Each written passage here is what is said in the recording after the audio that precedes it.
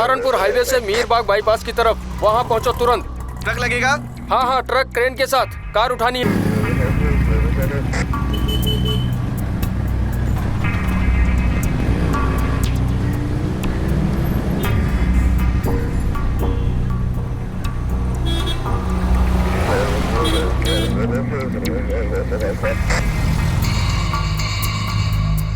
Sir दरअसल क्या है कि हमारी फैक्ट्री यहाँ बाजू में ही है। अब वहाँ हमने देखा कि धुआं निकल रहा था, तो हम दौड़े दौड़े चले आए यहाँ पर। जिस वक्त आप यहाँ पहुँचे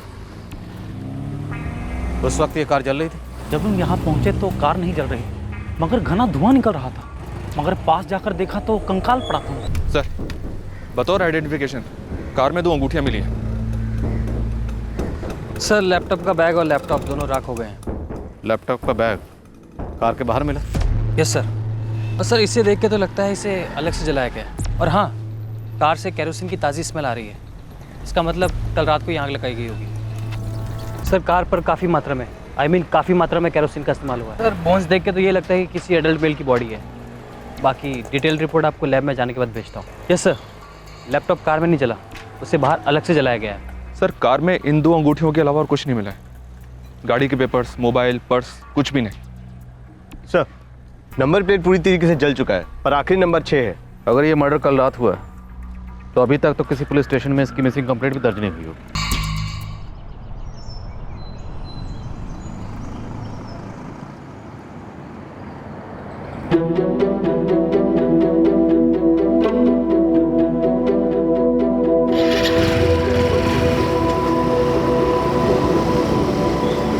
जैसे कि पुलिस ने उम्मीद की थी, विक्टिम की पहचान होने में बहुत ज्यादा वक्त नहीं लगा। कल रात से? जी, कल रात से मेरे पवन भैया अपना फ़ोन नहीं उठा रहे। रोज घर कब तक आते हैं? 11:30 बजे तक उन्हें आ जाना चाहिए था। कोई बाइक, कार? जी, कार। गाड़ी का नंबर? पापा, गाड़ी का नंबर याद है आपको? नहीं बेटा। सर, एक मिनट, भाभी से पूछता हूँ।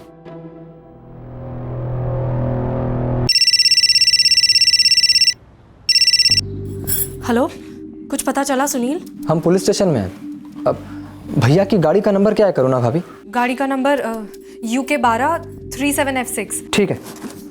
सुनील, कहाँ है तुम्हारे पवन भैया? अभी पता नहीं, हम मिसिंग कंप्लेंट दर्ज करा रहे हैं। बाद में फ़ोन करता हूँ आपको।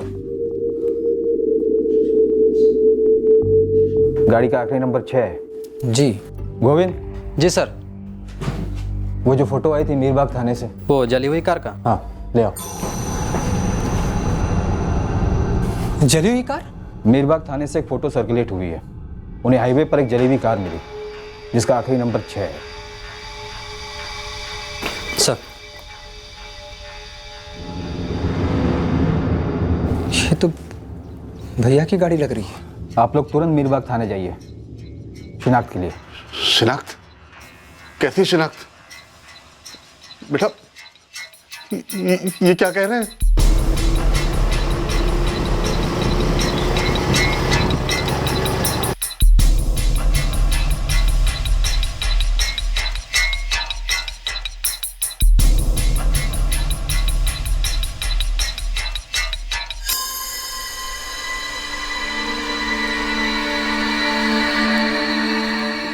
करुणा, मैं निकल रहा हूँ। ये उनकी शादी की अंगूठी और ये वो लक के लिए पहनते थे। कहाँ है मेरे पवन भैया? उनके पास लैपटॉप था? हाँ था सर, लेकिन आप बोल के नहीं रहे। कहाँ है वो? सुनील, हमें एक जली हुई कार मिली और कार में एक जला हुआ कंकाल।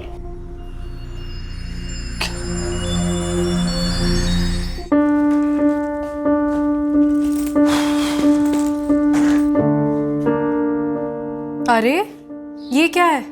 अभी अभी तो आए थे। एक जरूरी काम निकला है। आपने तो कहा था कि आज शाम को हम घूमने जाएंगे। कल शाम को चलें प्लीज।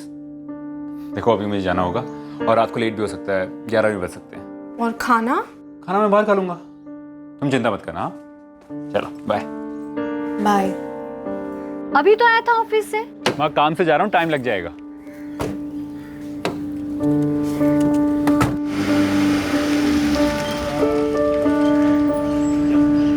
गिरजा, इस लड़के ने हमारी किस्मत बदल डाली। बिल्कुल सही कहा आपने। अब बस एक ही इच्छा है जल्दी से पोते या पोती का मुंह दिखाए। सर मेरे भैया कहाँ हैं? सुनील, सिर्फ कंकाल बचा है और कंकाल को देखकर पहचान पाना लगभग नामुमकिन होगा। पहचान कैसे होगी? कार की जली हुई नंबर प्लेट है, 2 अंगूठियां हैं और एक लैपटॉप और उसका बैग है, लेकिन वो दोनों भी जले हुए हैं। सर कंकाली सही, मुझे देखना है। क्यों क्यों देखना है ना? वो कंकाल हमारे पवन का हो ही नहीं सकता है, नहीं हो सकता उसका।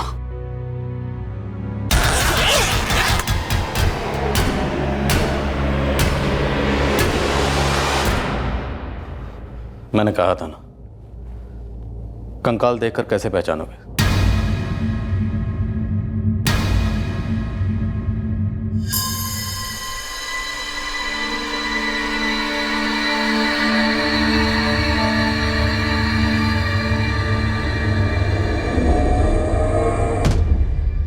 कैसे हुआ?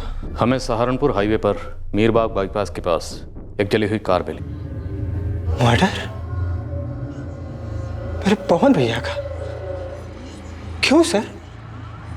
और वो भी ऐसे ऐसे जला करके?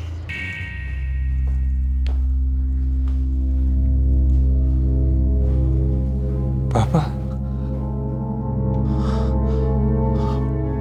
वो पवन नहीं है ना?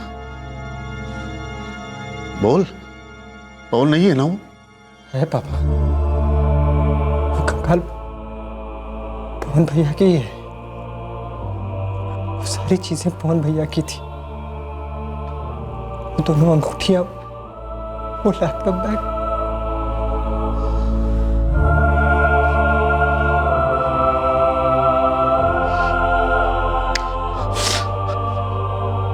वो मेरा बेटा नहीं हो सकता। नहीं, वो मेरा पवन।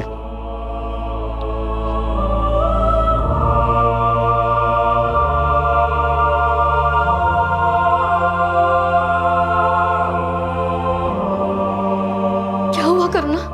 पुलिस क्यों आई थी? पवन की कोई खबर? उसकी कार की फोटो क्यों मांग रहे थे?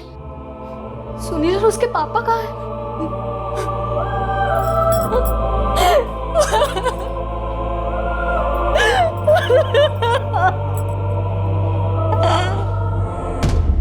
ये फोटो पवन दहिया की पत्नी करुणा से मिला है। मेक तो वही है सर। क्लियर इशारा, विक्टिम पवन दहिया ही है। डीएनए टेस्ट फुल प्रूफ कर देगा सर। सर जैसा कि मैंने कहा था, स्केलेटन एडल्ट मेल का ही है, ये कंफर्म हो चुका है। डीएनए टेस्ट की रिपोर्ट आने में कितना वक्त लगेगा? सर टॉप प्रायोरिटी देंगे, तभी भी 1-2 हफ्ते कहीं नहीं गए। बाकी सारे सबूत तो पवन दहिया की तरफ ही इशारा करते हैं। सर डीएनए रिपोर्ट्स आने तक आप इन्वेस्टिगेशन आगे बढ़ाइए। और तुम्हें डीएनए की टेस्टिंग के लिए पेरेंट्स के सैंपल भी चाहिए होंगे, राइट? जी सर। मैं अरेंज करवाता हूँ। हमें उल्टे कदम चलना पड़ रहा है, लेकिन हम चलेंगे। पहले हम पवन दहिया तक पहुंचेंगे और फिर उसके कातिलों तक। एक कंकाल पर पुलिस पीड़ित के अतीत की मांसपेशियां चढ़ा रही थी। पवन दहिया के इतिहास का हुलिया तैयार किया जा रहा था। ये पुनर्निर्माण, ये रिकंस्ट्रक्शन पुलिस को पवन के बीते हुए कल के हर लम्हे से वाकिफ करवाने वाला था, जिसे भयंकर अंगारे फूंक चुके थे। पुलिस को अब उस चिंगारी की तलाश थी जो इस भीषण आग की जड़ थी। जी, पवन कहाँ है? बहू तो रोए जा रही है। और सुनील कहाँ है? सुनील ने मुझे टैक्सी में बिठाकर घर भेज दिया। वो वही पुलिस स्टेशन में है। पुलिस क्या बोल रही है? झूठ बोल रहे हैं। क्या हुआ? कोई मुझे बता क्यों नहीं रहा है? जब किसी को कुछ मालूम नहीं है तो क्या बताएगा? वो कह रहे हैं कि पवन अपना फोन नहीं उठा रहा है। हाँ तो अरे फंस गया होगा कहीं।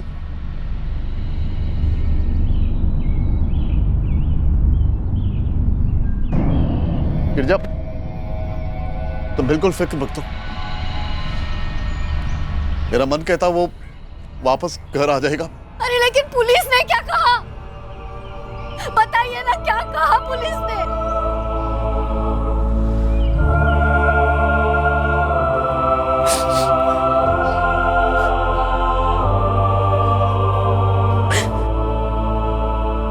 444-768-598। कल रात को तुम्हारे पवन भैया कहाँ गए थे? मुझे नहीं मालूम सर। तुम कहाँ थे?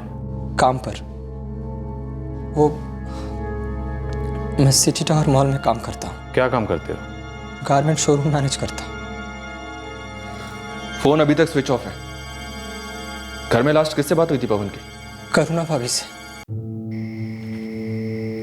कहाँ हो पवन? 11 बज गए हैं। हाँ करुणा, निकल रहा हूँ। 11:30 बजे तक पहुँच जाऊँगा, ठीक है? चलो bye. The number you have called is currently switched off.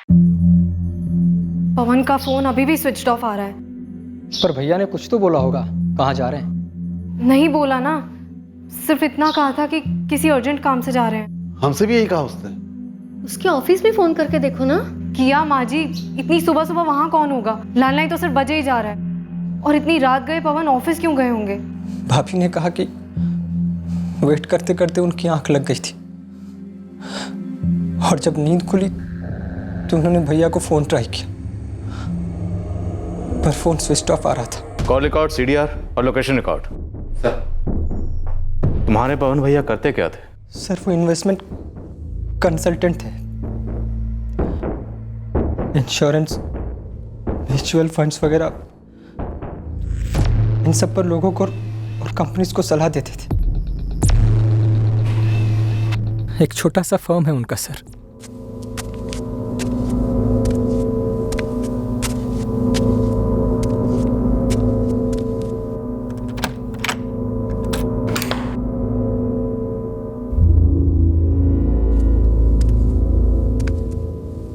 Sunil, हमें तुम्हारी भाभी से बात करनी होगी और तुम्हारे माँ बाप के सैंपल्स चाहिए होंगे DNA टेस्ट के लिए। सर वो भाभी की हालत ठीक नहीं है और पापा तो कबूल ही नहीं कर पा रहे कि भैया नहीं रहे। मैं समझ सकता हूँ सुनील, लेकिन ये कत्ल का केस है और तहकीकात को आगे बढ़ाने के लिए ये ज़रूरी है। इसलिए प्लीज़ आप अपनी भाभी से बात करिए और अपने माँ बाबा को मनाइए। अरे कोई भी कंकाल दिखाकर आप कह रहे हैं कि मेरे बेटे पवन का है, ऐसा कैसे मालूम, जबकि ये सच नहीं है। विक्रम जी, आपकी बेटे की गाड़ी में हमें कंकाल मिला। आपके बेटे की दोनों अंगूठियां उसकी कार में मिली। उससे कैसे साबित होता कि वो मेरा बेटा है? कोई और भी तो हो सकता है ना। सर जी, इसी बात को क्लियर करने के लिए तो हम DNA टेस्ट करवाना चाहते हैं। वो कंकाल मेरे बेटे का नहीं है, नहीं है मेरे बेटे का कंकाल वो। सुनील बेटा, पवन की 2-4 अच्छी फोटो लेकर आ। अब अपने बेटे को मैं खुद ढूंढूंगा। पापा प्लीज शांति रखिए, अब बैठिए।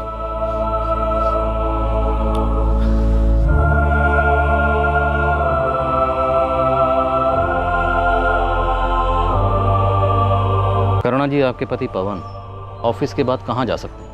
मुझे नहीं पता।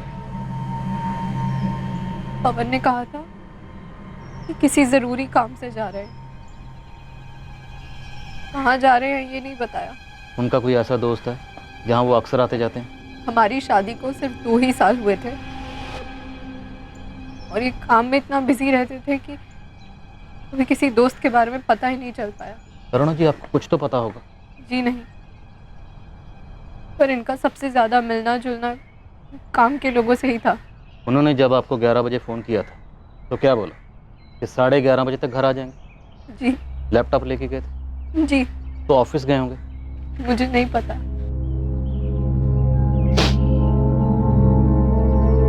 सर, मैंने मम्मी पापा को DNA टेस्ट के लिए मना लिया है। हमें पवन के ऑफिस का एड्रेस चाहिए और उनके फ्रेंड्स के नंबर्स भी, जिनको भी तुम जानते हो। फोन कंपनी को ऑफिशियल लेटर भेज दिया है, 2 दिन में कॉल रिकॉर्ड्स आ जाएंगे। इस वक्त हमारे सामने 3 किस्म के सीन हैं। एक्सक्यूज मी।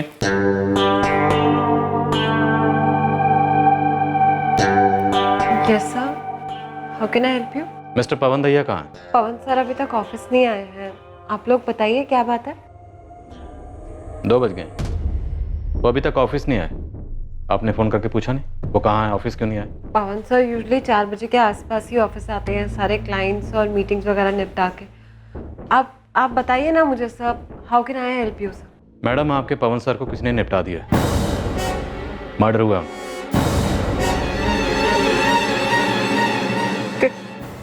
कैसे?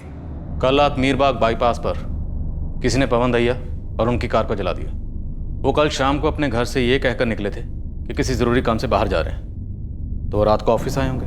नहीं सर, वो कल शाम को लगभग 5 बजे के आसपास ऑफिस से ये कह के निकले थे कि वो घर जा रहे हैं। क्या आपके बॉस पवन दहिया को किसी से कोई खतरा था? सर वो नहीं सर, कोई खतरा नहीं था सर। कोई खतरा नहीं था? मेरा मतलब है उन्होंने कभी हमसे कुछ शेयर नहीं किया सर। Thank you.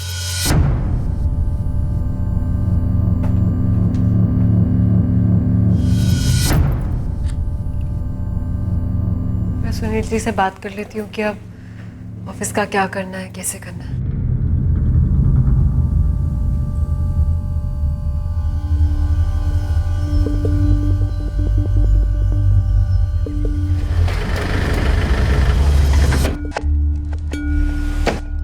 चल लॉन्ग ड्राइव पर चलते हैं।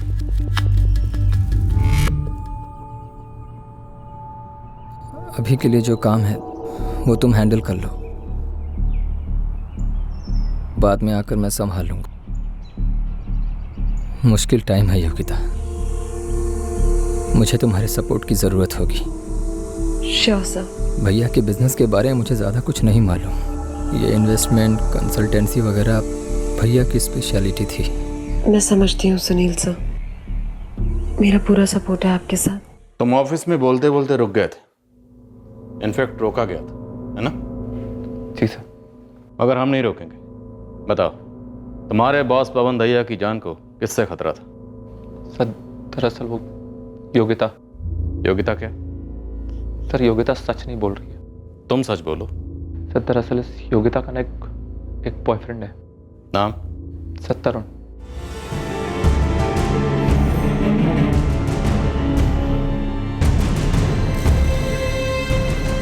तरुण, क्या कर रहे हो तरुण?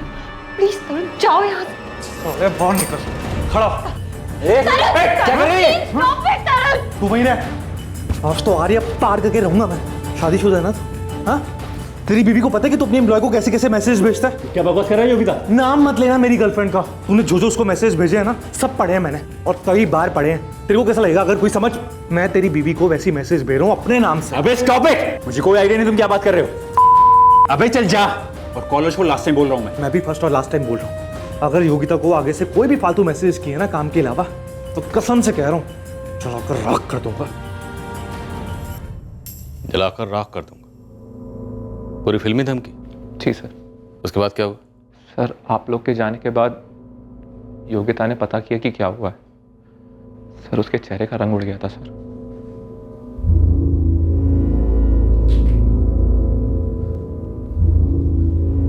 योगिता, योगिता, यार ये क्या हो गया यार, कैसे हो गया? मुझे नहीं पता। सच में तुझे नहीं पता? कृष्णा, हमें अभी के लिए ऑफिस बंद करना होगा। मैं सुनील जी से मिलने जा रही हूँ। उसके बाद हम लोगों ने ऑफिस बंद करा, योगिता पवन सर के घर चली गई और आप लोग मुझे यहाँ ले आए सर।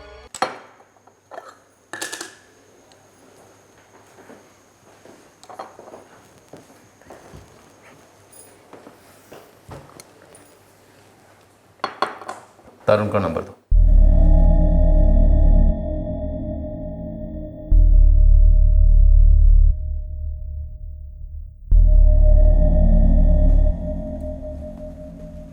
मिस योगिता, तो तुम हमसे छुपाना चाहती थी?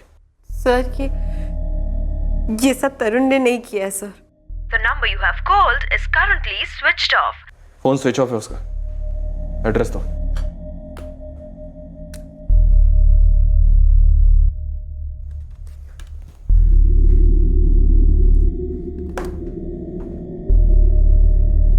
तरुण जो कहता है वो करता नहीं है क्या? क्या सर?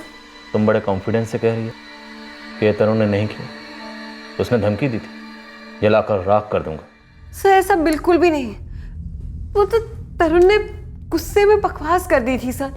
और शाम को उस दिन मैं उससे मिली भी थी और मैंने उसको समझाया भी था कि उसे सिर्फ मिसअंडरस्टैंडिंग हुई है। तरुण तुम बेकार में इतना हाइपर हो रहे हो। मेरे और पवन सर के बीच में कुछ भी नहीं है। तुम पिंक टॉप पहनकर आया करो मीटिंग के लिए, बहुत हॉट लगती हो तुम उसमें। क्या मतलब है इसका? तरुण वो उनके बात करने का स्टाइल है, दैट्स इट। तुम एक दिन ऑफ लेती हो तो मेरे लिए बहुत मुश्किल हो जाता है, ये भी उसका स्टाइल है। देखो योगिता, मुझसे कुछ छिपाओ मत, उस आदमी से संभल कर रहो, हमारी शादी होने वाली है। तो कुछ था तुम्हारे और पवन दैया के बीच? पवन सर और मेरे बीच में कुछ भी नहीं था।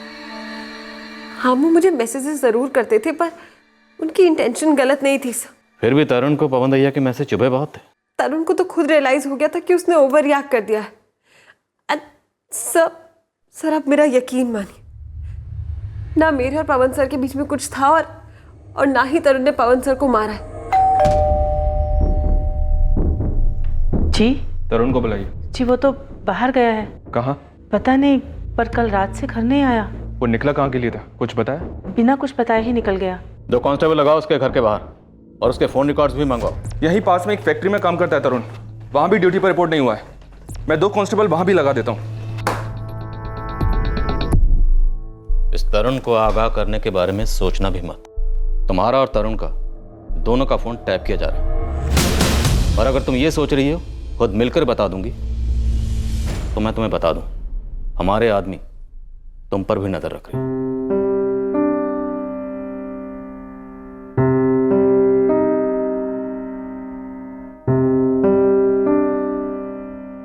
अपने पेरेंट्स को इन्फॉर्म कर दिया आपने? पापा तो बिल्कुल सुन्न हो गए, अलग ही दुनिया में, मानने को तैयार ही नहीं है। मानता हूं हम सबकी तरह आपके लिए भी बहुत मुश्किल की घड़ी है, लेकिन अपने आप को संभालो आप। कैसे हो गया ये सब सुनील, कैसे हो गया ये सब?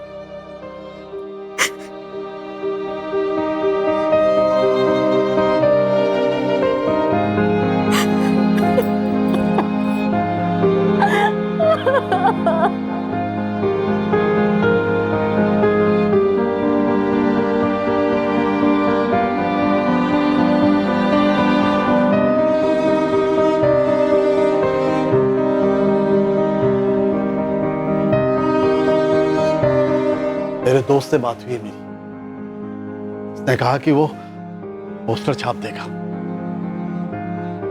ढूंढ लेंगे हम पवन को, हम अपने पवन को ढूंढ लेंगे।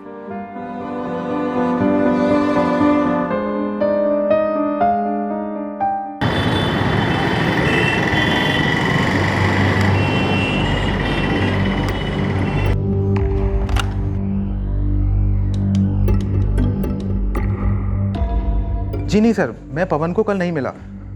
दरअसल हम दोनों को मिले हुए एक महीने से ऊपर हो चुका है। नहीं सर, कल मैं पवन से नहीं मिला। आप जो बोल रहे हैं सुनकर तो मेरे होश उड़ गए हैं सर।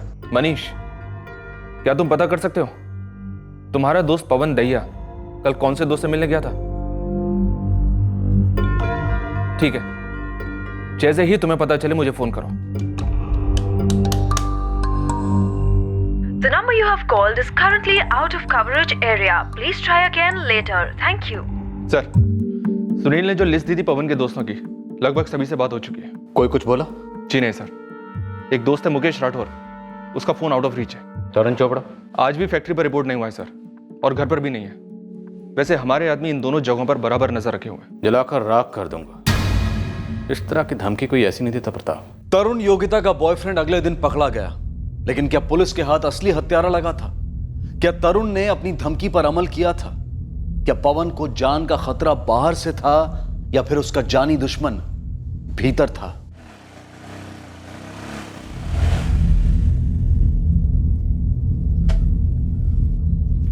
तरुण चोपड़ा,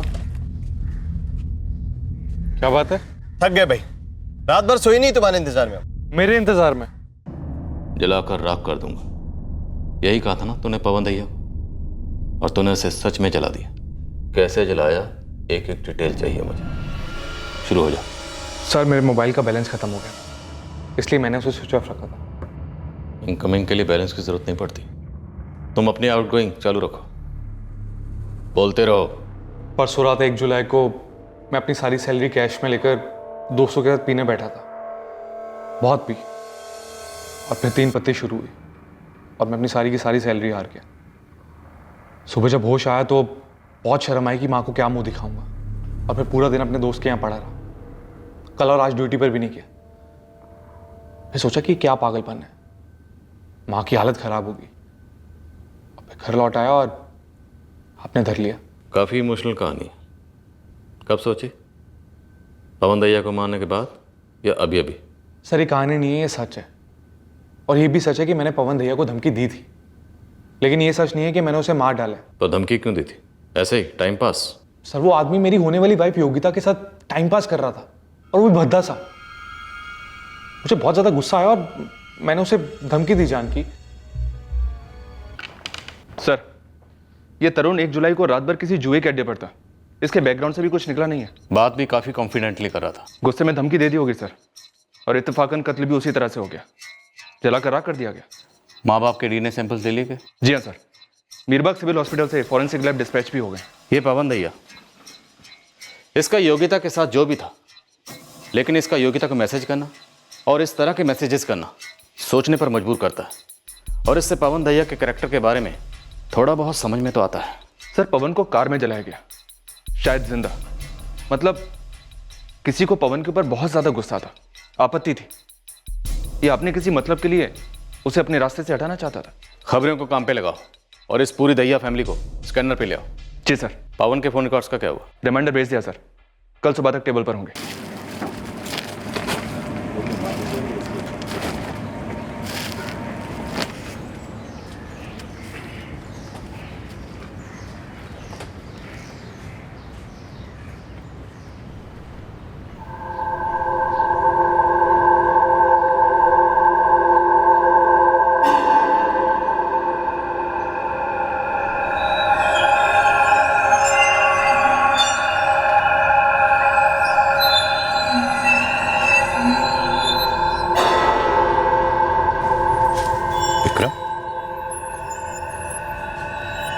क्या हो गया है पवन को?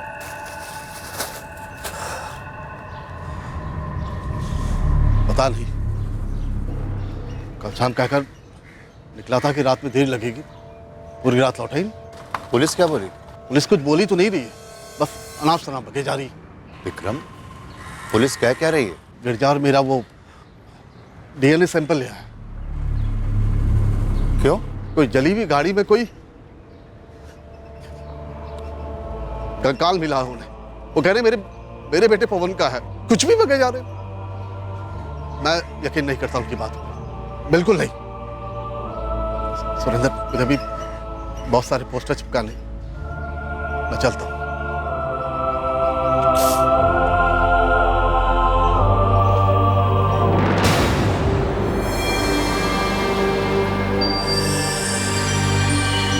सूर्या, देख ले, सारा सामान ले आ।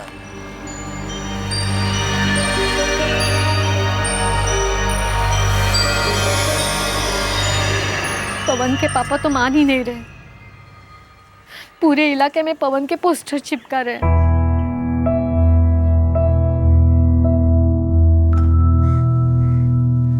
करुणा बेटा, पवन ने कुछ नहीं बताया था कि वो किससे मिलने जा रहा है, कौन से इलाके में है, कुछ तो? जी नहीं पापा, कुछ भी नहीं। सुनील को कोई आइडिया होगा? जी नहीं, सुनील तो उस टाइम ड्यूटी पर बाहर थे।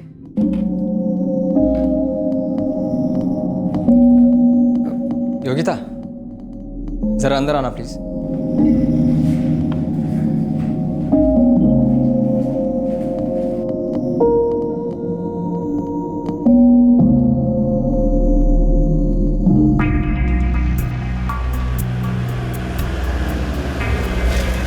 साहब, वो मीरबाग बाईपास पे तो कोई भी सीसीटीवी नहीं है साहब। परवेज, जो मुझे नहीं पता है वो बता। साहब, वो कोठी के बारे में पता है आपको? कौन सी कोठी? साहब, ये दोनों दैया भाई जो हैं, पवन और सुनील, इन लोगों ने मिलकर कोई ज़मीन खरीदी थी। वहाँ कोई कोठी भी बन रही थी। जरजोरू ज़मीन साहब जी। हो सकता है ज़मीन को लेकर दोनों भाइयों के बीच कुछ हुआ हो। योगिता के अलावा जोरू वाला कोई एंगल? साहब, वो बॉयफ्रेंड तरुण वाला एंगल तो बेकार है। पवन दैया की जोरू करुणा 3 दिन से घर में ही है, मातम मना रही है। मैंने घर के बाहर खुदाई शुरू की है, लेकिन लगता है सुरंग कहीं अंदर ही निकलेगी। मतलब दैया परिवार के अंदर?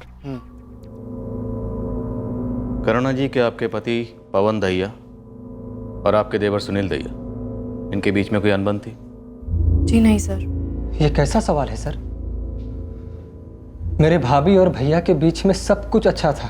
क्या आपके परिवार में कभी किसी को कोई शक हुआ था? करुणा भाभी पर? मेरे पापा के इन्वेस्टमेंट कंसल्टेंट थे पवन। फिर पवन और पापा की दोस्ती हुई और फिर मेरी और पवन की अरेंज्ड मैरिज। करुणा जी, क्या कुछ ऐसा है जो हमें पता होना चाहिए और आप हमें बता नहीं रही? बताने जैसा कुछ है ही नहीं। शादी से पहले मेरा कोई अफेयर नहीं था। 2 साल हुए शादी को। इन 2 सालों में भी मेरा कोई अफेयर नहीं हुआ। और आपके पति पवन दहिया का कोई अफेयर? जहाँ तक मैं जानती हूँ नहीं। मुझे समझ में नहीं आ रहा है कि कोई भी मेरे पवन भैया को क्यों मारना चाहेगा। वो एक सेल्फ मेड मैन थे सर। हमारी हालत कुछ खास अच्छी नहीं थी बचपन में। भैया ने खूब मेहनत की, MBA किया, कंसल्टेंसी खोली, मुझे भी पढ़ाया। मतलब भले आदमी थे सर वो, लोग प्यार करते थे उनसे। पर जिस तरह से उन्हें मारा गया है सुनील, उससे साफ जाहिर है कि कोई तो था जो उन्हें प्यार नहीं करता था। अब तुम हमें साफ साफ बताओ, क्या ऐसा कुछ है जो तुम हमें जानबूझकर नहीं बता रहे? सर मुझे समझ में नहीं आ रहा है कि आप लोग घूम घूम कर वही बात पर क्यों आ जा रहे हैं। मैं आप लोगों से कह चुका हूँ कि मेरे और मेरे भैया के बीच में कोई प्रॉब्लम नहीं थी और ना ही भाभी और भैया के बीच में कोई प्रॉब्लम था। सर हमें भाभी पर कोई शक नहीं हुआ और ना ही भैया का कोई अफेयर था। नॉर्मल सी लाइफ थी हमारी। शादी के बाद हनीमून हुआ और फिर रूटीन। वो सुबह काम पर जाते थे और शाम को लौटते थे। मैं दिन भर घर के काम करती थी, टीवी देखती थी, संडे को फिल्म देखने चले गए। यही चल रहा था पिछले 2 सालों से।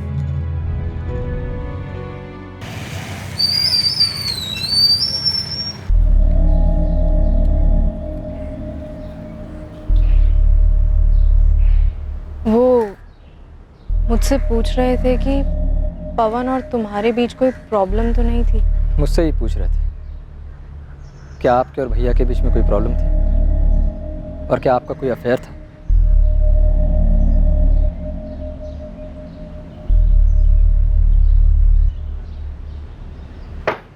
बस इतना ही बचे। शाम तक इन्हें भी खत्म कर दूंगा। क्या फायदा? इससे हमारा पवन तो वापस नहीं लौट आएगा। ऐसा मत कहना, ऐसा कभी मत कहना गिरजा। अरे समझने की कोशिश क्यों नहीं कर रहे आप? किसी और को उसके कार में बिठाकर कोई क्यों जलाएगा? वो कंकाल किसी और का नहीं। अरे चुप कर।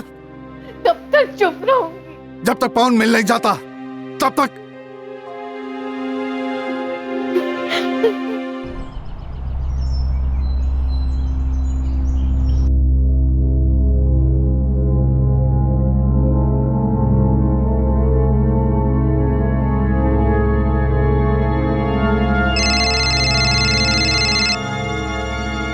हेलो, मुकेश राठौर।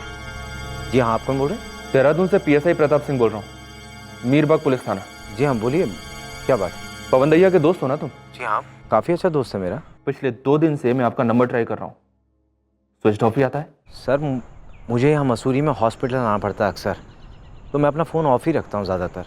1 जुलाई को शाम 5 बजे तुम्हारी और पवन की बात हुई थी? जी हुई थी हमारी बात।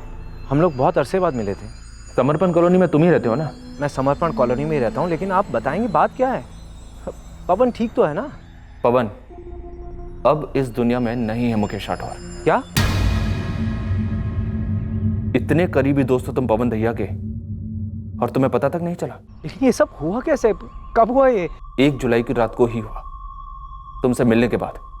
मीरबाग क्रॉसिंग पर पवन को उसकी कार समेत जलाकर राख कर दिया गया। लगभग सभी अखबारों में यह खबर छपी और तब भी तुम्हें पता नहीं चला? बिल्कुल नहीं पता चला सर। मैंने तो 3-4 दिन से अखबार भी नहीं पढ़ा। मैं तो 1 जुलाई को यहाँ मसूरी में आ गया था। क्यों? सर दरअसल मेरे ससुर जी बाथरूम में गिर गए थे, उनको फ्रैक्चर हुआ था। अरे सुनिए ना, मम्मी का फोन आया था, पापा बाथरूम में गिर गए हैं, उन्हें फ्रैक्चर हुआ है, हॉस्पिटल लेके गए हैं। सॉरी यार पवन, इमरजेंसी है, जाना पड़ेगा। सॉरी हो रही कैसा? Family first. बस सर उसके 10-1 मिनट बाद मैं और मेरी वाइफ मसूरी के लिए निकल गए थे और इतने दिनों के बाद आज आपके मुंह से कांड सुन रहा हूँ मैं। तुम लौट कब रहे हो? कल सुबह आ रहा हूँ सर। मुकेश, तुम्हें सबसे पहले मीरबाग पुलिस थाने आना होगा। जी सर, ज़रूर आऊँगा। तुमसे मीटिंग के बाद क्या पवन किसी और से मिलने वाला था? पता नहीं सर, इस बारे में उसने कुछ बोला नहीं मुझे। वो तुम्हारे घर से निकला कितने बजे था? करीब 11:15 के आसपास। करुणा और सुनील के कॉल रिकॉर्ड्स क्लीन लग रहे हैं सर। शायद प्लानिंग इतनी सटीक की गई कि फ़ोन करने की ज़रूरत ही नहीं पड़ी। पवन के फ़ोन कॉल्स में कुछ मिला? जी नहीं सर, सभी कॉल्स काम को लेकर ही हुए हैं। योगिता को वैसे तो कई कॉल्स हैं सर, लेकिन सारे वर्किंग आवर्स में, क्लाइंट्स की लोकेशन से ऑफिस में। Last location? समर्पण कॉलोनी। रात को 11:45 पर फोन स्विच ऑफ हुआ है सर। समर्पण कॉलोनी?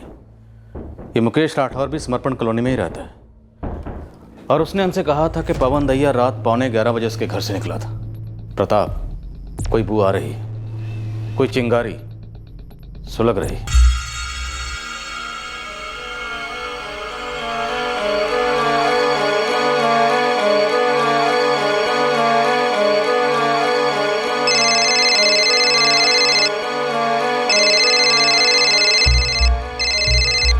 हाँ योगिता। सुनील जी, जो आपने पेपर्स तैयार करने को बोले थे वो मैंने कर दिया। मैं आपको मेल कर दूँ या आप ऑफिस आ रहे हैं? हो सके तो मैं खुद आऊँगा, कॉल करता हूँ तुम्हें।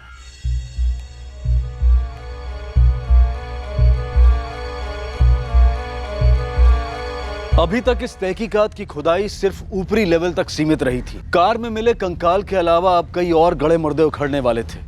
नए नए चौंकाने वाले रिश्तों के कंकाल सामने आने वाले थे।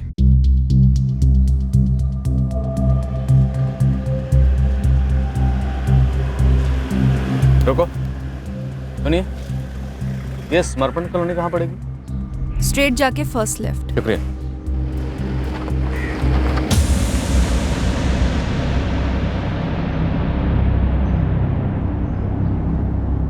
उस रात वो यहीं आया था सर। वो यहाँ सिर्फ मुकेश से मिला होगा या कोई और भी था जिससे मिला होगा? मीरबाग बाईपास यहाँ से 10 किलोमीटर दूर होगा ना? जी सर। चलो वहीं चलते हैं।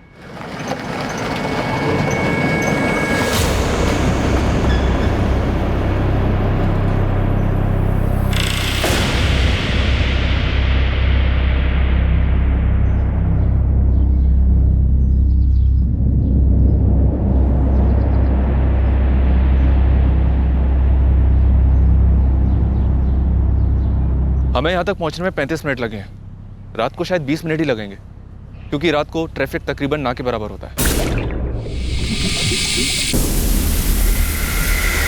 क्या पवन यहाँ आया, मारा गया और फिर जलाया गया, या यहाँ आया और जिंदा जलाया गया, या फिर कहीं और मारा गया और यहाँ लाकर कार समेत जलाया गया? सर, ये पवन का फ़ोन समर्पण कॉलोनी में स्विच ऑफ क्यों हुआ होगा? मुकेश के घर से 11:15 बजे निकला और उसी एरिया में 11:15 बजे उसका फ़ोन स्विच ऑफ हुआ। 1 घंटे बाद। इस 1 घंटे में क्या हुआ होगा पता? जी समझा नहीं मैं। शशि, सवाल थोड़ा अजीब है, लेकिन फिर भी पूछ रहा हूँ। क्या यह मुमकिन है कि कंकाल नकली हो? नहीं नहीं, कंकाल असली है।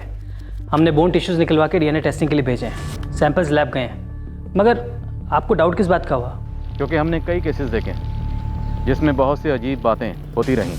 कंकाल असली है और अडल्ट मेल का है, मगर ये कंकाल पवन दैया का है या किसी और का, ये कंफर्मेशन डीएनए रिपोर्ट्स आने के बाद ही पता चलेगी।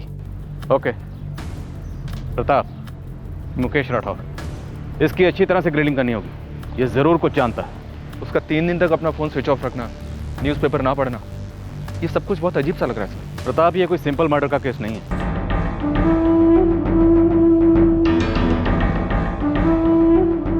ये ना समझ कि मैं बावला हो गया हूं करुणा। मेरे अंदर की आवाज कहती है कि पवन हमें मिल जाएगा। वो मरा नहीं है, वो लौट आएगा, देखना तुम।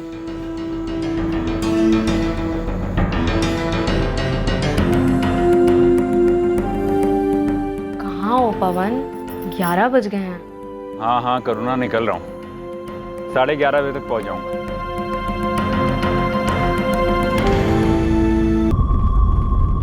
सर, अगर आपको मुझ पे यकीन नहीं हो रहा, आप मेरे सास ससुर से फ़ोन पे बात कर सकते हैं। मसूरी में रहते हैं। नंबर दीजिए और हॉस्पिटल का नाम भी।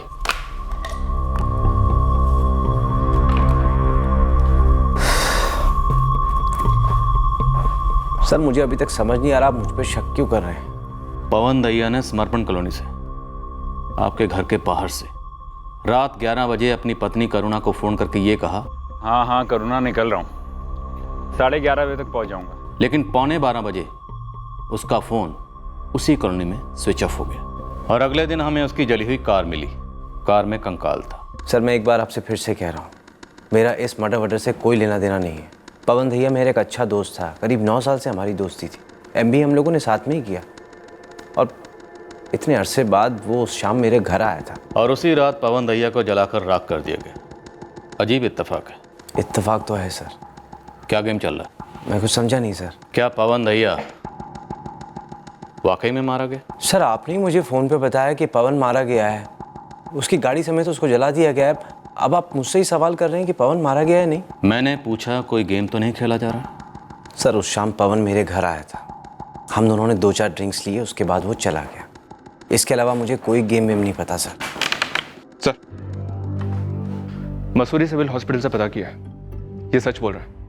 इसका ससुर वाकई में बाथरूम में गिर गया था, फ्रैक्चर हुआ था उसे। ये और इसकी बीवी रात को ही मसूरी पहुंच गए थे। जब उसका ऑपरेशन हुआ ये वहीं था।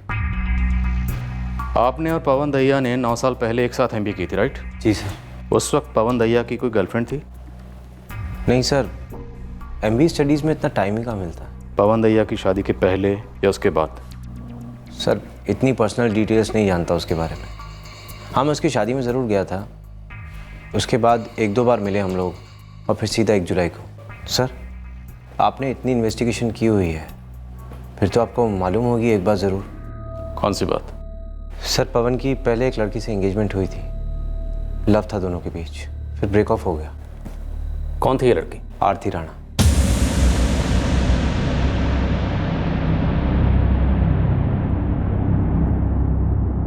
कहाँ रहती है आरती राणा? इसका कोई फ़ोन नंबर है आपके पास? नहीं सर मुझे तो नहीं मालूम, मुझे बस इतना पता है कि वो पवन की गर्लफ्रेंड थी, दोनों की एंगेजमेंट हुई और फिर टूट गई।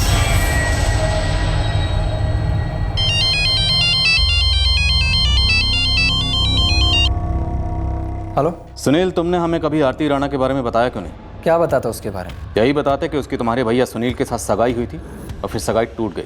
7 साल पहले टूटी थी सर, और तब से लेके अब तक हमें से किसी का कोई कनेक्शन नहीं रहा उनके साथ। तुम सबका नहीं था, दिल तो तुम्हारे भैया ने लगाया था। मानता हूँ सर, लेकिन पवन भैया उसे भुला चुके थे। लेकिन अब तुम याद करो और इस आरती राणा के बारे में हमें डिटेल में बताओ। सब यही पेपर्स चाहिए थे ना आपको? हाँ।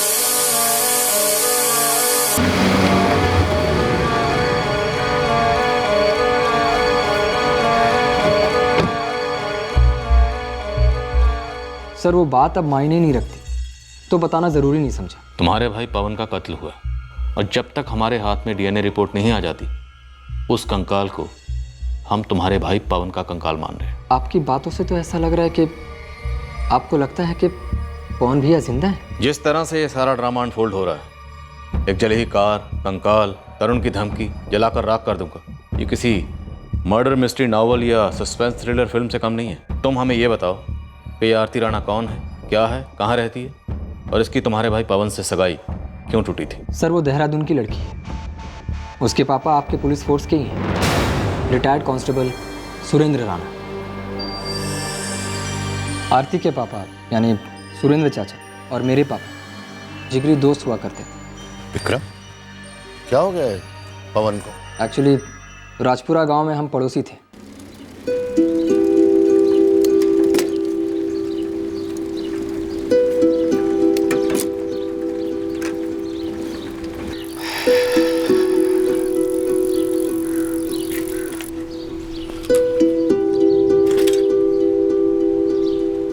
अरे विक्रम, आ गए? क्या बात है यार, आज तो साथ में। हाथ मुंह धो लो, चाय पीते हैं। 5 मिनट में आता हूँ। ठीक है, मैं इंतजार करता हूँ। अरे पूर्णिमा, 2 कप चाय चढ़ाना, विक्रम भी आया है। पवन भैया, आरती और मैं, हम सभी एक ही स्कूल में पढ़ते थे। जब पवन भैया फर्स्ट ईयर कॉलेज में दाखिल हुए, तब मैं और आरती 12वीं में थे।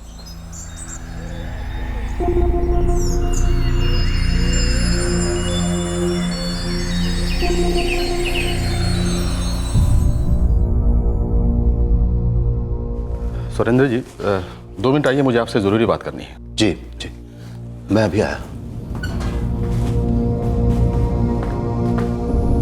एक बात पूछे? बोलो पूर्णिमा। कैंसर बहुत बढ़ गया है ना, बेइलाज हो गया है ना। डॉक्टर, तुम और मैं इस कैंसर को ऐसा लठ लगाएंगे ना, ये दोबारा लौटने की हिम्मत भी नहीं करेगा। मेरी एक बात मानोगे? अब अगर तुमने ये आखिरी इच्छा वाली बात की ना, तो मैं अभी का भी ड्यूटी पे लौट जाऊंगा। आखिरी का तो पता नहीं, पर एक इच्छा है। बोलो। हमारी आरती और विक्रम भैया का पवन, आपने कभी उनको साथ में देखा है?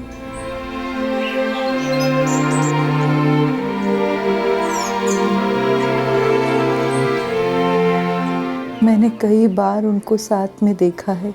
तुम चाहती हो कि मैं विक्रम और गिरजा भाभी से बात करूं? जल्दी। यकीन नहीं करोगे सुरेंद्र, तुमने मेरे मुंह की बात छीन ली। अरे वाह विक्रम भाई, फिर गले मिलो अब तो।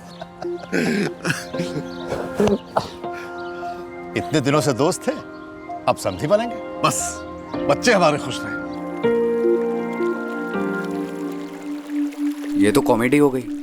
हम सोच रहे थे कि हमारे माँ बाप क्या बोलेंगे, बवाल होगा। तुमसे एक बात करनी थी। नहीं करनी शादी, कोई और मिल गया होगा। ऐसा क्यों बोल रहे हो? मैं तो बस ये कह रही थी कि मुझे शादी के बाद भी पढ़ना है। सवाल ही पैदा नहीं होता कि तुम ना पढ़ो।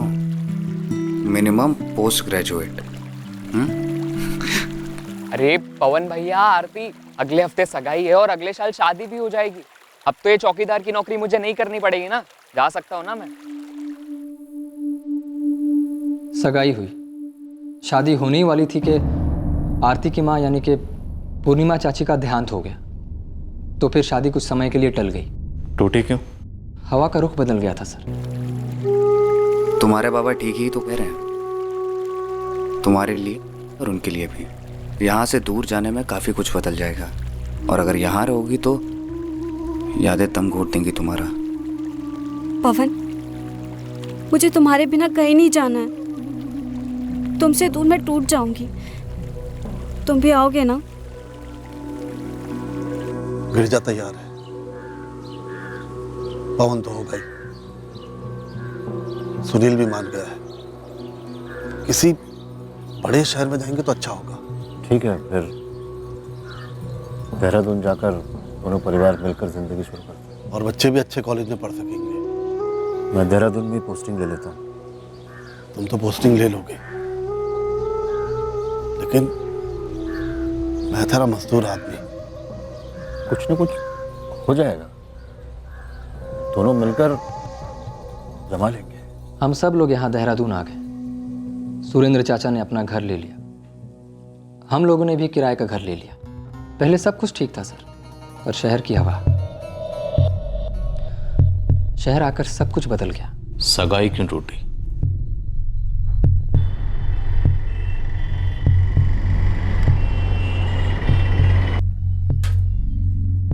क्या बात है सुरेंद्र, परेशानी है कोई? वो कुछ कहना था। क्या कहना? ये सगाई तोड़नी होगी। आरती की शादी पवन के साथ नहीं हो सकती। क्यों? पूर्णिमा भाभी की आखिरी इच्छा थी। शादी थोड़े समय के लिए हमने टाल दी थी क्योंकि बच्चे पढ़ रहे थे। आखिर बात क्या है भाई साहब? मैं इस बारे में ज्यादा कुछ नहीं बोलना चाहता, बस ये शादी नहीं हो सकती।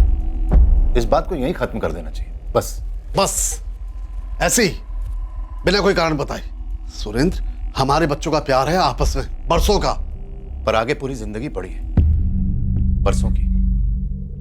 मुझे अपनी बेटी के लिए एक अच्छी जिंदगी चाहिए। मैंने आरती के लिए एक अच्छा रिश्ता ढूंढ लिया। एक बाप होने के नाते मुझे पूरा हक है कि मैं अपनी बेटी की अच्छी जिंदगी के बारे में सोचूं।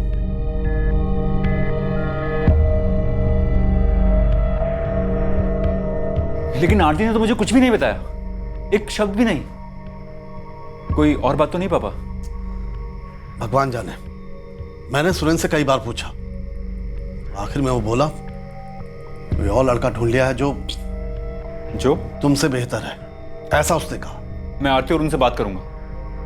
पवन भैया एक बार आरती से मिले बस, फिर उन दोनों के बीच क्या बातें हुई क्या नहीं ये आज तक किसी को नहीं मालूम। फिर क्या हुआ? फिर क्या सर, भैया ने जान लड़ा दी पढ़ाई काम में, हम सबके भाग ही खुल गए, कायाकल्प हो गया समझ लीजिए। फिर करुणा भाभी का रिश्ता आया, भैया ने हाँ बोल दी। आरती राणा और सुरेंद्र राणा का घर कहाँ है? 7 साल पहले कहाँ रहते थे ये तो पता है सर, लेकिन अब भी वहाँ रहते हैं या नहीं ये नहीं मालूम। तुम उनका पता बताओ, बाकी सब हम पता लगा लेंगे। सर डेरा राणा का पुलिस थाने में ड्यूटी थी, कांस्टेबल सुरेंद्र राणा की। ये जो एड्रेस दिया है जहाँ ये रहते हैं, ये समर्पण कॉलोनी के पास ही है ना? जी सर।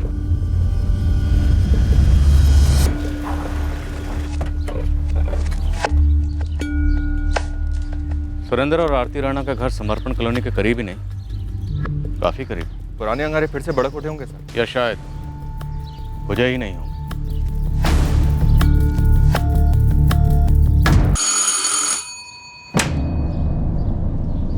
कुछ सवाल है हमारे पास आपके लिए आरती राणा जी।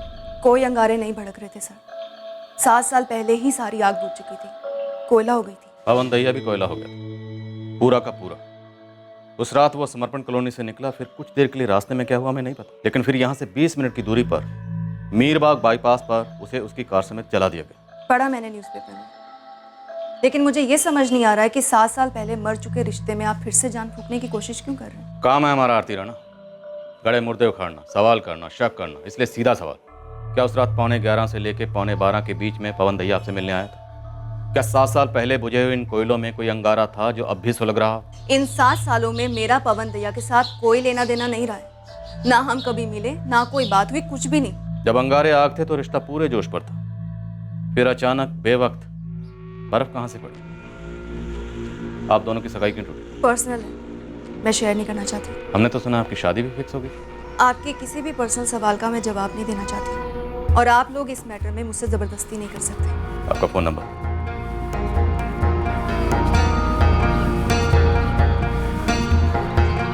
आरती राणा, मुझे यकीन है हमारी मुलाकात एक बार फिर से जरूर होगी, और उस वक्त आपके पास उन सवालों के जवाब भी होंगे जो मैंने अभी तक पूछे ही। एक काम करो, लड़की का फोन सर्विलेंस पे डालो और उसके पुराने फोन रिकॉर्ड्स निकलो। लड़की कुछ बोल ही नहीं रही है, न सच न झूठ। कांस्टेबल बाप को टैप करें सर? नहीं, थोड़ा इंतजार करते हैं। फिलहाल सिर्फ लड़की पर खबरों की नजर रखवा दो। करुणा और सुनील पर भी खबरी नजर रख रहे हैं सर। आरती राणा, सुनील दैया, करुणा दैया, इन तीनों में से कोई एक झूठ बोल रहा है, पक्का झूठ बोल रहा है।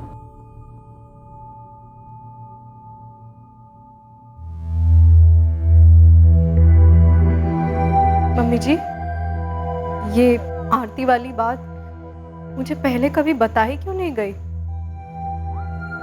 भैया ने क्यों नहीं बताई ये तो वही जाने, पर हमारे लिए ये कोई बात ही नहीं थी। आपके हमारे लाइफ में आने से 5 साल पहले ये आरती वाला किस्सा दफन हो चुका था। तो फिर अब कब्र से बाहर क्यों आया है?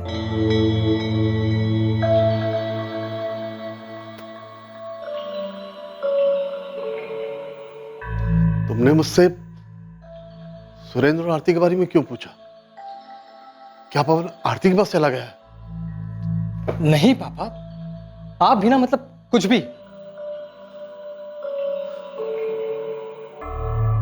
करुणा बेटी, क्या उस रात पवन ने वाकई कहा था कि वो रात 11:30 तक लौटेगा? जी पापा।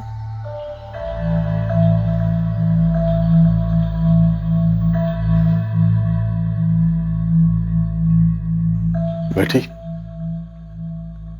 ये जो सुरेंद्र था ना, इसके अंदर शहर की हवा ने चिंगारी भड़का दी थी, गुरूर की, हैसियत की। वो था सरकारी नौकर और हम ठहरे दिहाड़ी मजदूर। उसके हिसाब से हैसियत नहीं थी हमारी उसकी बेटी के रिश्ते के लिए।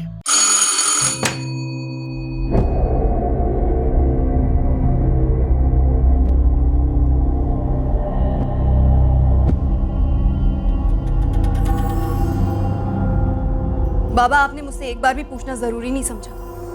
मैं पवन से प्यार करती हूँ।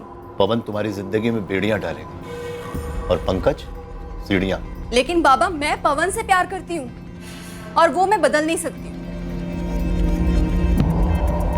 बदलना जिंदगी का दूसरा और सही नाम है बेटा। तुम्हारी माँ की मौत ने मुझे बदला, मैं इस शहर में आ गया, इस शहर ने मुझे बदला तो मुझे पंकज मिल गया।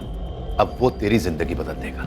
वो हैसियत वाला लड़का है, खुश रखेगा तुझे। बाबा, मैं पहले से ही खुश हूँ और मेरी खुशी का कारण सिर्फ पवन है।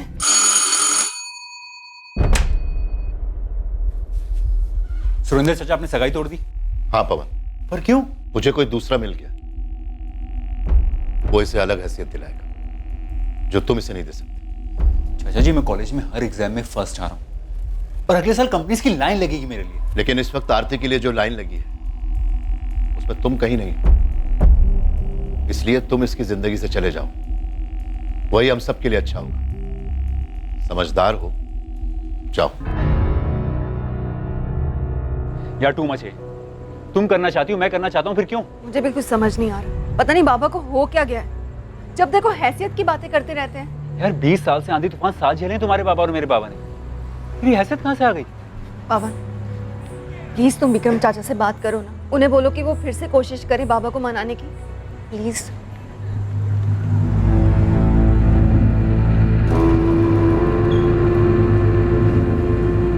सुरेंद्र, देखो विक्रम, जब मैं ना कहता हूं उसका मतलब ना होता है। कुछ समय के लिए अपने बारे में सोचना छोड़ दो सुरेंद्र, वो बने ही एक दूसरे के लिए। आरती पंकज के लिए बनी है और इस बारे में मैं कोई बात नहीं करना चाहता। पवन को भी समझा दो। क्या समझाओ सुरेंद्र कि मेरा बरसों पुराना दोस्त अब होने वाला संधि अपनी लड़की की सगाई इसलिए तोड़ रहा है क्योंकि अब हम उसे उसकी हैसियत के नहीं लगते। छोटे लोग हैं, वो किसी पंकज उंकज के लालच में फंसकर हमें नहीं, अपनी स्वर्गवासी पत्नी को दिया हुआ वादा भी तोड़ रहा है। पुलिस वाला रहा हूं जिंदगी भर, लोहे का दिल है और ये पूर्णिमा को इन बातों में घसीट कर मुझ पे कोई असर पड़ने वाला नहीं है। आखिरी बार कह रहा हूं, ये सगाई टूट चुकी है, अब इस मसले पर मैं कोई बात नहीं करूं। बस पापा, आपने इतना किया काफी। अगर आरती पंकज से शादी करना चाहती है तो मैं बीच में नहीं आऊंगा।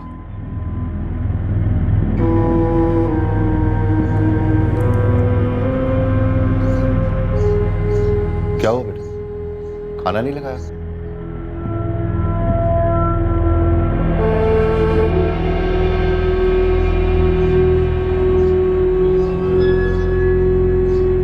क्या हुआ बेटा?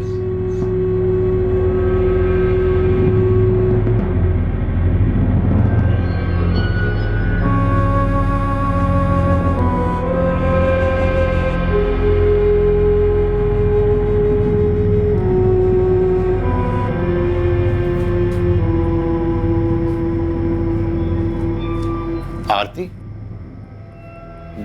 बेटा तुझसे कुछ कहना था।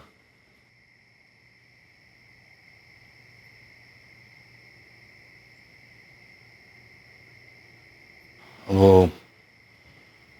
पंकज से अब तेरी शादी नहीं हो सकती। क्यों बाबा, कोई और बड़ी हैसियत वाला मिल गया है क्या? ना बेटा, उन्हें मिल गया, तुझसे भी ज्यादा हैसियत वाली लड़की। लंदन वाली पार्टी है। पंकज तो मेरा फोन ही नहीं उठाता, खाली मैसेज छोड़ दिया उसने कि ये शादी नहीं हो सकती।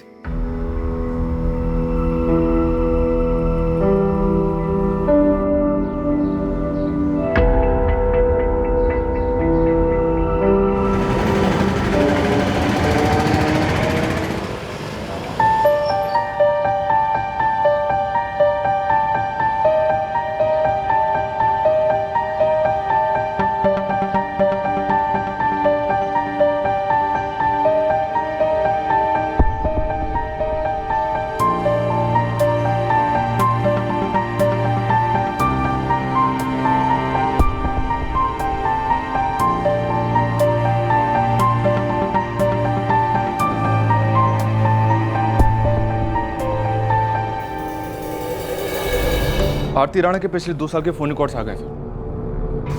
आरती ने एक भी बार पवन दैया को फ़ोन नहीं किया, ना ही पवन का कोई फ़ोन आया है आरती को। कोई दूसरा फ़ोन? पवन के ऑफिस में, क्लाइंट्स के साथ, घर में सभी से पूछा है सर, दूसरे फ़ोन का कभी कोई जिक्र नहीं आया। साहब आरती ने जिस लैंडलाइन से फ़ोन किया था वो उसने उसके बाप को किया था, उसकी दुकान पर। आरती के पिता सुरेंद्र राणा पर क्या रिपोर्ट है? अरे भाई एक चाय पिलाओ जी। 2 मिनट भाई, उबल रही है।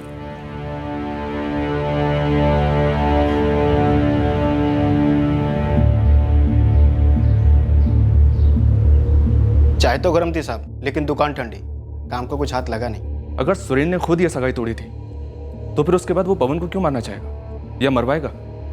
आग तो पवन के अंदर लगनी चाहिए थी सर। सगाई 7 साल पहले टूटी थी। अगर उनके रास्ते फिर मिले थे तो अतीत के अंगारे भड़के होंगे, लेकिन इस बार अंगारे आग नहीं बन पाए होंगे, क्योंकि अंगारों पर पानी फेरने के लिए करुणा जग खड़ी थी। आप अभी मान रहे हैं सर कि पवन जिंदा है? प्रताप, जब तक मेरे हाथ में डीएनए टेस्ट की रिपोर्ट नहीं आ जाती, मैं पवन दैया को जिंदगी और मौत के बीच की लकीर पर खड़ा मानता रहूंगा। साहब एक बात बोलूं? बोलो प्रवेश। आप उस सुरेंद्र राणा की दुकान पे जो काम करता है ना सूर्या, उसको चाय की तरह थोड़ा उबालिए, वो जरूर कुछ ना कुछ काम की बात बकेगा। उठाते हैं सूर्या को और पवन दैया के ऑफिस भी होकर आते हैं, देखते हैं कि वो इस खेल में कितना धंसा हुआ। पवन सर जिंदा कैसे हो सकते हैं सर? आप ही लोग तो बोलते हैं कि वो गाड़ी के साथ जल गए। हम अभी ये भी बोल रहे हैं कि शायद वो एक चाल थी, एक गेम था। क्या तुम शामिल हो इस गेम में? क्या योग्यता पवन को मैसेजेस देती है? सर मैं शामिल नहीं उस गेम में सर, और योग्यता का मुझे पता नहीं। सर मैं झूठ क्यों बोलूं? झूठ बोलने का कोई कारण भी तो होना चाहिए ना। झूठ बोलने का कोई कारण नहीं, इसलिए सच सच बताओ, पवन दैया के भाई सुनील दैया का इस कांड में क्या हाथ रहा? सर सुनील जी तो पहली बार यहाँ आए हैं पवन सर की डेथ, मेरा मतलब है जो भी हुआ उसके बाद, और वो जब से आए हैं वो तब से एक ही काम कर रहे हैं। अपने भाई पवन दैया को छुपाने का? जी नहीं सर, पवन सर के नाम पे जितने भी इन्वेस्टमेंट्स हैं या शेयर हैं उन्हें उनकी वाइफ करुणा जी के नाम पे ट्रांसफर कराने का। एक ही बात बार बार पूछने से और बार बार बोलने से क्या होने वाला है? फिर से कह रही हूँ कि उस रात 1 जुलाई को जब मैंने 11 बजे अपने पति को फ़ोन किया तो उन्होंने साफ साफ कहा था कि वो 11:30 बजे तक पहुँचेंगे बस। क्या पवन के पास कोई दूसरा फोन था?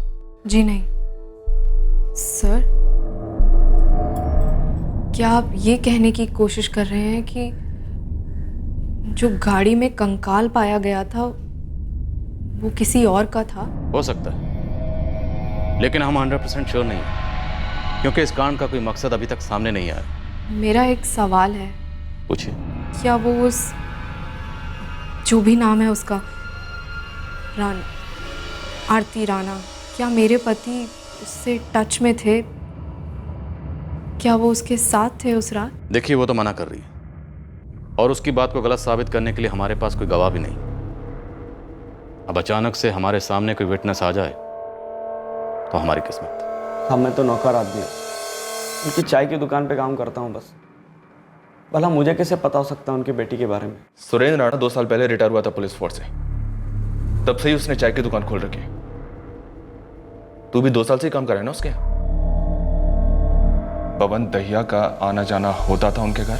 मैं क्या जानूँ साहब, 2 साल में मुश्किल से 2 बार उनके घर के अंदर गया हूँ मैं। सर, पवन दैया, सुनील दैया, करुणा दैया, विक्रम दैया, गिरजा दैया, आरती राणा, सुरेंद्र राणा, मुकेश राठौड़, योगिता राजपूत और कृष्णा चौहान, ये इन सभी के सेलफोन रिकॉर्ड्स हैं सर। ये लैंडलाइन रिकॉर्ड्स हैं पवन दैया के ऑफिस के। सर दैया परिवार के घर के, आरती के घर के, योगिता के घर के और कृष्णा के घर के, इन सभी के फोन सर्विलेंस पर हैं, लेकिन किसी के भी फोन रिकॉर्ड से 2+2 नहीं हो रहा है सर। सर सब कुछ लैब को डिस्पैच हो गया है, 1-2 हफ्ते और लगेंगे। और हमारी कोई भी कोशिश अभी तक खाता नहीं खोल पा रही है। सर मैं कोशिश करता हूँ कि डीएनए रिपोर्ट्स और जल्दी आ जाएं। सर फॉरेंसिक ऑफिसर ने हमसे कहा था कि हमें जो कंकाल मिला है पवन दैया की जली हुई कार में, वो कंकाल डमी नहीं है, वो कंकाल किसी इंसान का ही है। तो अगर वो कंकाल पवन दैया का नहीं है, किसी और का है, तो इस किसी और की मिसिंग कंप्लेंट कहीं भी दर्ज नहीं हुई है सर। शायद इस शख्स का पवन दैया के साथ कुछ ना कुछ कनेक्शन जरूर है। हमारे सामने इतने सारे लोग हैं और सब एक दूसरे से कनेक्टेड है। एक कंकाल है, 2 अंगूठियां हैं, जली हुई कार है, जला हुआ लैपटॉप है, एक टूटी हुई मंगनी है और जलाकर राख करने की धमकी है। लेकिन इस सब के बावजूद हमारे हाथ में कुछ नहीं है। सारे फोन रिकॉर्ड्स भी क्लीन है सर। हमारे सामने ये केस है जिसमें हमें कोई ब्रेक थ्रू नहीं मिला। क्यों? क्योंकि इस खेल के खिलाड़ियों के बीच में कोई भी इंस्ट्रूमेंटल कम्युनिकेशन हुआ ही नहीं। मान लो डीएनए रिपोर्ट आती है और उससे ये साबित हो जाता है कि वो कंकाल पवन दहिया का ही है, फिर केस आगे बढ़ेगा कैसे? हम तो वहीं के वहीं हैं।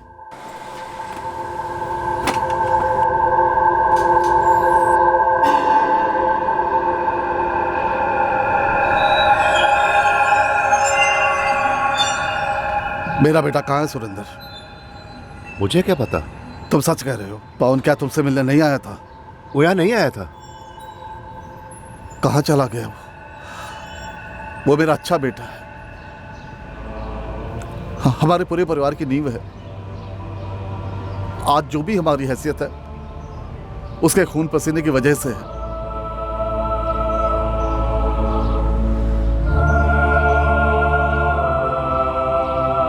ढूंढ निकालूंगा मैं उसे। मेरा बेटा कहीं नहीं जा सकता, यही कहीं है वो, यही कहीं।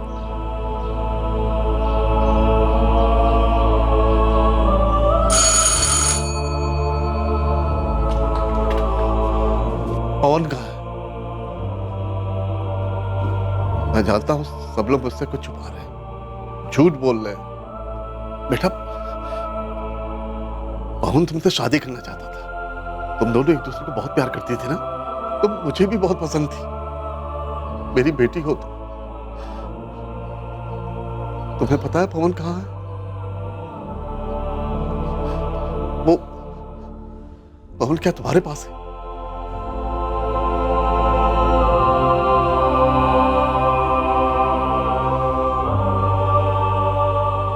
चाचा, पवन को मत ढूंढिए, अब वो कभी नहीं लौटेगा। क्यों? ऐसे कहाँ चला गया वो? वो कहीं गया नहीं है, वो बस आया था, पर पता नहीं क्यों मुझे मालूम है कि अब वो कभी वापस नहीं आएगा। आरती राणा, याद है मैंने तुमसे कहा था फिर मुलाकात होगी, और उस वक्त तुम्हारे पास पूछे गए सारे सवालों के जवाब होंगे। 1 साल पहले पवन मेरी जिंदगी में फिर से आया था।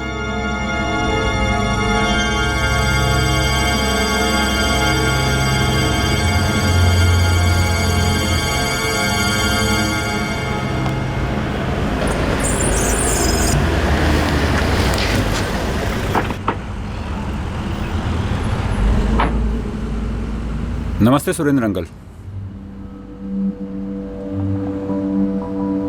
नमस्ते बेटा, कैसे हो?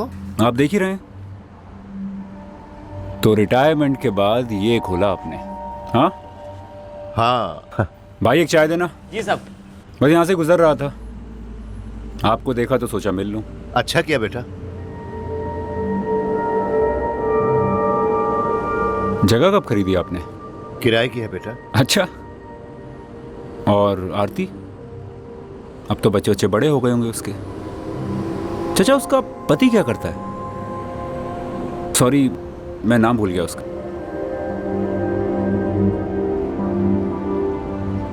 ये लीजिए। नहीं बेटा, रहने दो। अरे रख लीजिए चाचा, पैसों को ना नहीं करते। अब यही तो आदमी की औकात बताते हैं। वैसे आपको पता ही होगा कि हम कहाँ रहते हैं और कैसे रहते हैं। एक बड़े बंगले में। सुनील और मैं एक और बंगला बनाने जा रहे हैं, अभी वाले से 2 गुना बड़ा। वो क्या है ना अंकल, हैसियत बढ़ गई है हमारी। अब तो मैं ऐसी छोटी मोटी चाय की दुकान पर आऊँ भी ना, वो तो आप दिख गए तो सोचा पूछ लूँ कि आपकी हैसियत बढ़ गई है या घट गई है। वैसे आरती का बंगला कहाँ पड़ता है? क्या नाम था उसका? पंकज। आरती खुश तो है ना उसके साथ? पवन, छोड़ दो। छोड़ तो आपने हमें दिया था और हमने जाने दिया। अब देखिए ना, जा जाके आप कहां पहुंचे और मैं कहां।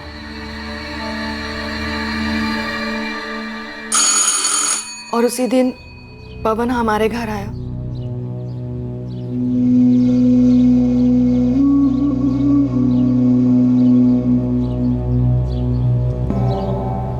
उन्होंने तुम्हें मुझसे छुड़वाया, एक अमीर लड़के के लिए, और उस अमीर लड़के ने तुम्हें छोड़ दिया एक और अमीर लड़की के लिए।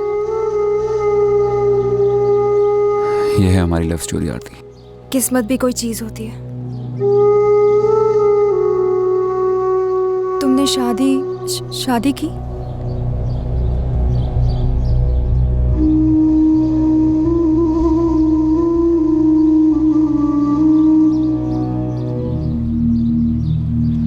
पर प्यार मैंने हमेशा तुमसे किया है आरती, बचपन से।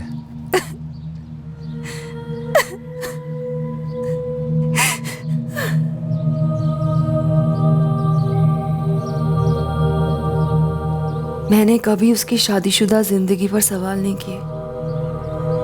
मैंने उसे कांटेक्ट नहीं किया था, ना ही उसने मुझे कांटेक्ट किया था। बस मिल गए थे दोबारा। जब जब वक्त मिलता था वो आता था मिलने। खुश रहते थे हम दोनों, थोड़ी देर के लिए ही सही।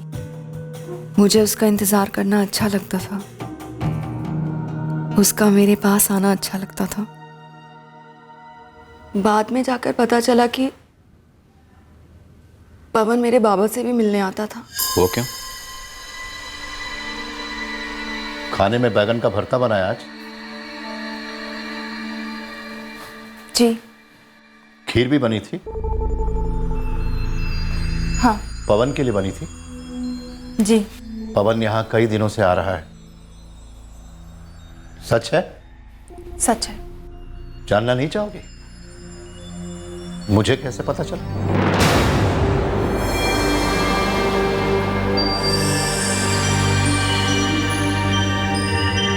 एक चाय देना भाई। चाचा, बढ़िया खाने के बाद मजेदार चाय तो बनती है ना। बैगन का भरता, गर्मा गर्म फुलके और ठंडी मीठी खीर, वो भी आरती के हाथ की बनी हुई, खास मेरे लिए। ये होता है मेन्यू कार्ड।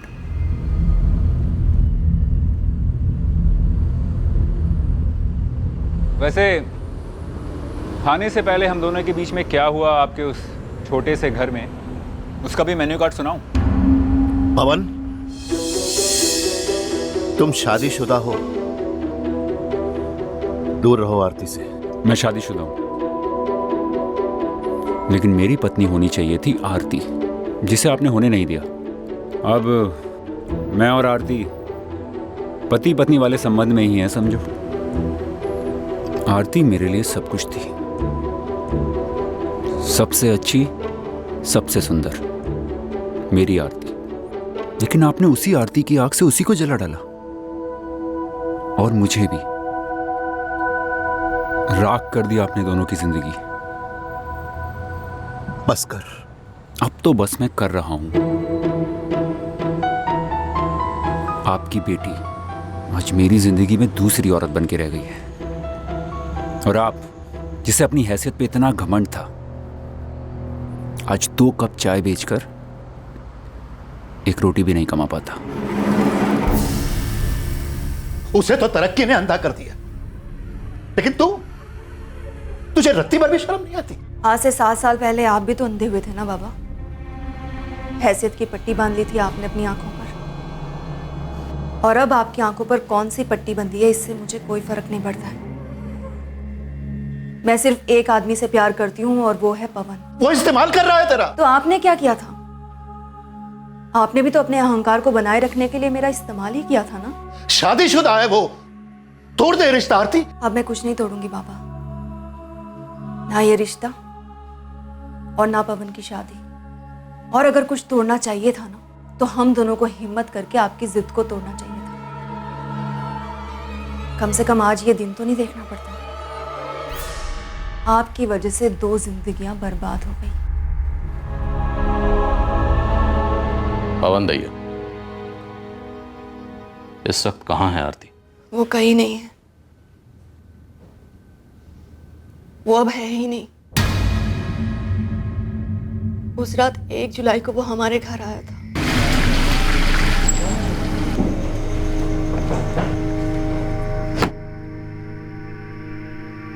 एक दोस्त से मिलने आया था, सोचा एक और दोस्त से मिलता चलो। कुछ खाने के लिए है? उसने खाना खाया और फिर वो चला गया। उसके बाद क्या हुआ ये मेरे लिए उतना ही अनजान था जितना पवन का मेरी जिंदगी में लौट आना था।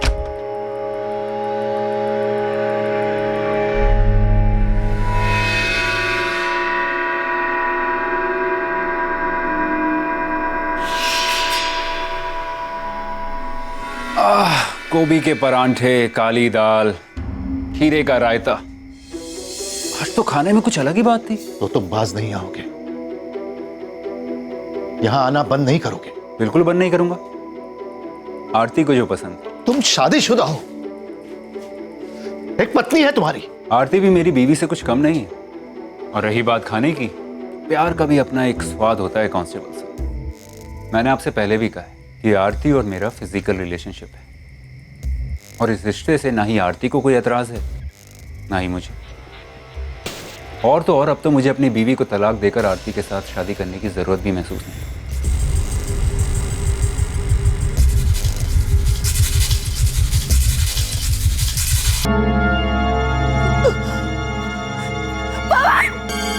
सर जी तो गया।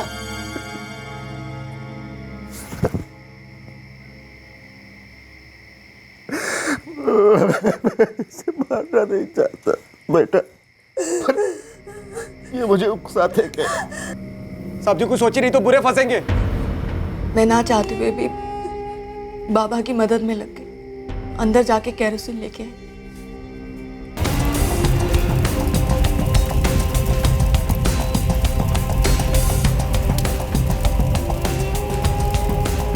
अब इसका क्या करें साहब?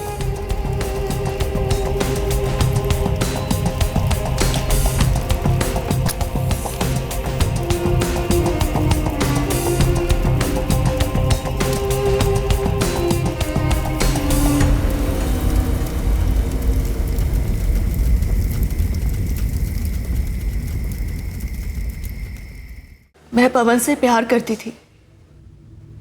मैंने उसे नहीं मारा है, बाबा ने मारा है।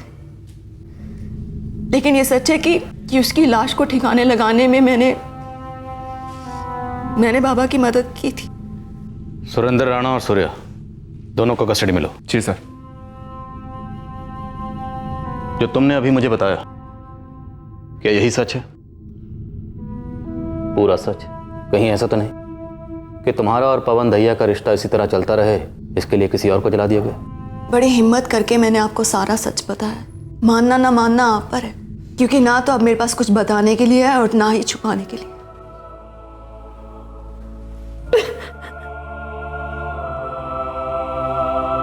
पवन लौटेगा क्यों नहीं सुरेंद्र? नहीं लौटेगा विक्रम भाई। मैंने अपने हाथों से उसका कत्ल कर दिया। तो इतने दिन मुझे बताया क्यों नहीं? हिम्मत नहीं हुई। हिम्मत तो मेरी भी नहीं हो रही थी सच का सामना करने की कि पवन नहीं रहा। लेकिन अब जाकर पता चल रहा है कि वो इस दुनिया में क्यों नहीं रहा।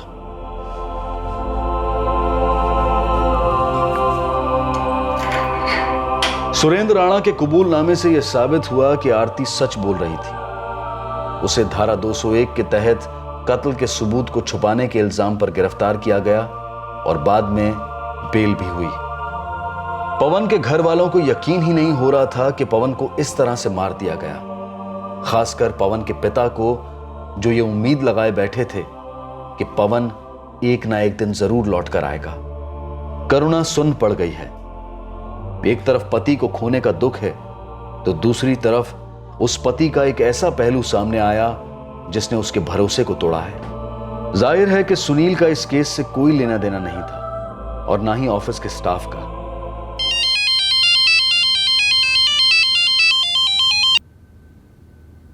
हाँ शशि, डीएनए रिपोर्ट क्या कहती है? सर वो कंकाल पवन दहिया का ही है। अगर नहीं भी होता तो कोई ज्यादा हैरानी की बात नहीं थी। बेइज्जती, बदला, प्यार के नाम पर लोग क्या क्या करते हैं और करवाते हैं। सर आधे घंटे में मैं रिपोर्ट थाने भेज रहा हूँ। ठीक है, हम चार्जशीट फाइल करते हैं। पवन दहिया मर्डर केस अब क्लोज होता है।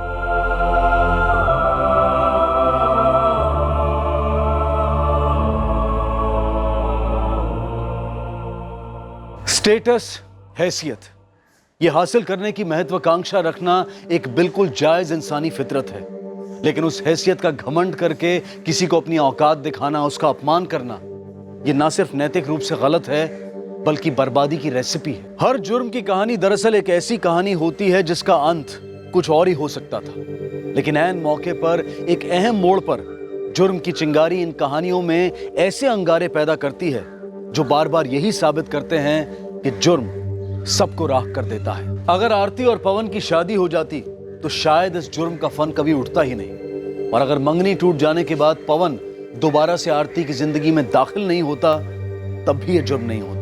एक बारीक लकीर होती है सही और गलत फैसलों के बीच, पर हर किसी का ज़मीर एक बार तो लाल झंडी दिखाता ही है। उसकी कदर करने में समझदारी है। अब मैं अनूप सोनी आपसे विदा लेता हूं, फिर मुलाकात होगी अगले एपिसोड में एक और चौंका देने वाले केस के साथ। तब तक सुरक्षित रहें, सतर्क रहकर एक अच्छे नागरिक का फर्ज अदा करें और देखते रहें क्राइम पेट्रोल सतर्क। सबक एक को सीख हम सबको। जय हिंद। इस तरह के और भी एपिसोड देखने के लिए हमारे चैनल को सब्सक्राइब करें और बेल आइकन दबाना ना भूलें।